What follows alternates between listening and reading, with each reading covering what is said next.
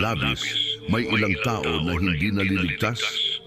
Nagpapaisip sa atin ang tanong na ito kung paano gumagana ang pag-ibig ng Diyos. Ang pag-ibig ng Diyos ay malaki at pare-pareho, ngunit iginagalang din niya ang kanyang mga tuntunin. Sa Kristyanismo, pinaniniwalaan na nais ng Diyos na maligtas ang lahat, anuman ang kanilang kasarian, edad o lahi. Sa 2 Timoteo, Kabanata 4 ng Biblia, sinasabi na nais ng Diyos na maligtas ang lahat at malaman ang katotohanan.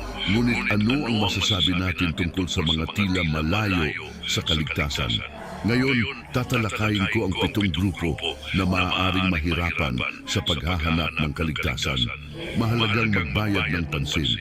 Ang ilan sa atin ay maaaring makaharap ng mga balakid na kung hindi malalampasan ay pipigil sa atin na makamit ang kaligtasan.